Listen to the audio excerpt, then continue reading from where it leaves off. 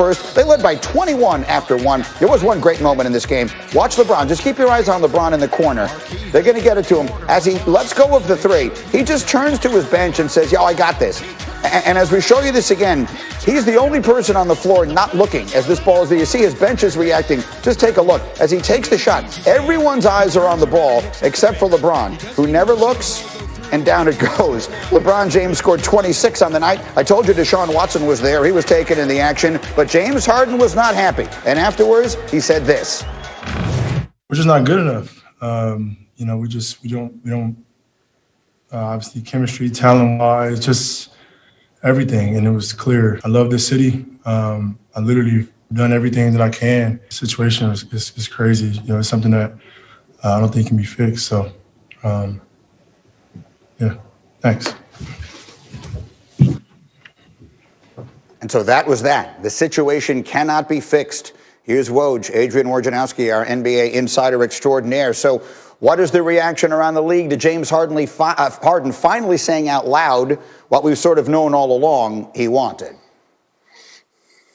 Well, Greeny, certainly this is an orchestrated attempt, to push Houston to get a trade done sooner than later. And they've been discussing, James Harden, with the organization, with management, with ownership, about continuing to look for a deal for him. And you've seen James Harden, listen, more than what he said in that news conference, I think his play recently has spoke even louder than that. 4 straight games under 20 points. I mean, James Harden can roll out of bed in the morning and give you 30 and 10. He hasn't done that lately. Certainly, there's friction with his new teammates, with some of his new teammates in Houston. It's very clear to them, that his mind is elsewhere right now. And so, listen, I just think for the Rockets organization, they continue to try to find a deal that gets them maximum value for Harden, because you only get one chance to trade a player of this caliber. You've got to get back as much as you can. All right, so we opened today with 2 Houston superstars that are looking to move out of that city. Then the other story in the NBA we're following, of course, is the latest with Kyrie Irving and the video that circulated yesterday of him maskless at a party. He hasn't been with the team at all. This was a statement from the team's general manager, Sean Marks. Quote, "We are aware of a video on social media featuring Kyrie Irving at a family gathering. We are reviewing the circumstances with both Kyrie and the NBA in order to determine compliance with health and safety protocols. Kyrie will have the opportunity to address his absence when he is ready to do so." So I don't even know where to begin with this. Woj, where are we right now with the Nets and with Kyrie and any possibility of return? Well, we'll start here, Greeny, in terms of when he could return. It's not up to Kyrie anymore. It's not up to the Nets. It's going to be up to the NBA. It's out of Kyrie's hands. Him just saying, I'd like to come back and play again, won't work, because as you saw with James Harden, when the league put him in quarantine after it was clear he had been at clubs, places that are not allowed right now under the COVID protocols. I think if this video is determined to be current, and there's no reason to believe it isn't right now, Kyrie Irving is going to have to sit. He's going to lose money if that's the case. And so, listen, this is an organization that is really waiting to hear from Kyrie Irving about when he wants to play again, about why specifically he's away. And, I think there are still a lot of answers to be gathered, but you're not going to see Kyrie Irving on the floor, certainly in the next several days, probably not next week. Yeah, I think concerning is the operative word here. Woj, stay close. I'm going to come back to you a little bit later because there's a lot more I want to get to. But we're just getting started on Get Up this morning. As we continue, Lamar Jackson changing the playoff narrative for himself last week against the Titans. Will that momentum carry the Ravens? The competition that they've played, which has been less than outstanding, including in the playoff game last week, and sort of downplay that. What do you think the Buccaneers are looking at offensively this weekend? Yeah, I think the Bucs have a big hill to climb offensively this weekend. Like, I lean more into the idea that they were playing against not great talent, then they figured it all out all of a sudden.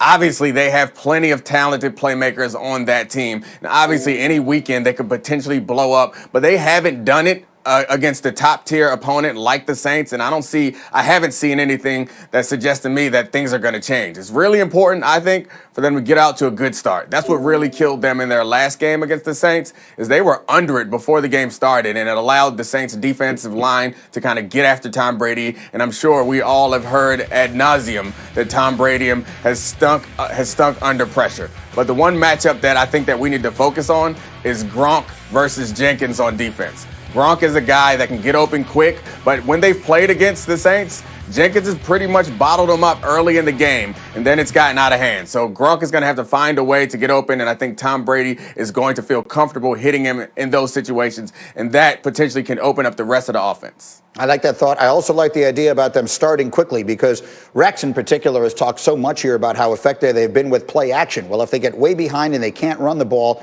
you don't get any of that. What do you think, D. Wood? The last time these teams played each other, it was 38-3 New Orleans. Why is this time going to be different? Well, listen, a couple of things. Number one, that was back in November 8th. That's over 2 months ago. This team is a lot different than it was back then.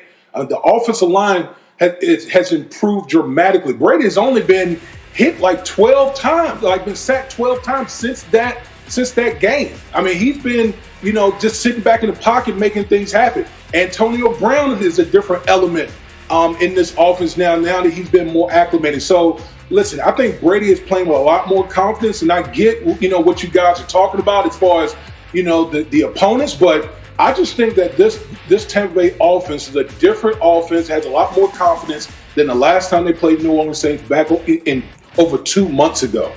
I'm inclined to agree with that. It should be pointed out the 5 teams that we're talking about, or the 5 games we're talking about, 2 of them were against Atlanta, then Minnesota, Detroit, and last week in the playoffs, Washington, who has a good defense but finished very good under 500. What do you think of this matchup that the Bucs and Brady got here? I feel like the Saints take it as a point of pride to still be better than the Buccaneers, right? They were geared up for those 2 games this year, and they won them fairly easily. It's their division 4 years in a row. They don't love the idea of the Buccaneers throwing something together on the fly and all of a sudden being better than they are. And I think, fundamentally they're a bad matchup for Tampa, because I think their offense is built to stress Tampa's defense more than a lot of the others you were just running through. But to me, the key is what Damian Woody was talking about, which is the pass protection, right? Against Washington, a nasty defensive front and pass rush, it held up. Right, and Gronkowski has been asked to help with the pass protection more in recent weeks, which is maybe why his offensive numbers aren't the same. So they've got that a little bit figured out. So if they can do that, then I think they're in the game more than they were. But I still think,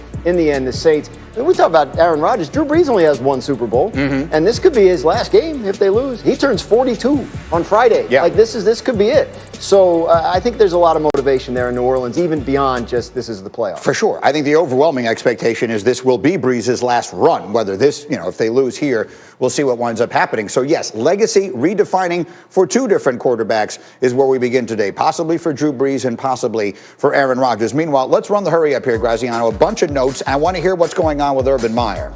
Yeah, well, everyone does, right? He's talking to the Jacksonville Jaguars, and a lot of people around the league are waiting to see how this situation shakes out before the coaching carousel can really get spinning here. There's a sense that it could be his job if he wants it, and they're waiting to see how that all settles. I know he has been in conversations with at least one other team, the Chargers, but I'm not sure exactly how far down the road that is or how realistic it is. Jacksonville looks like it's a spot for Urban if he wants to make the job to the NFL.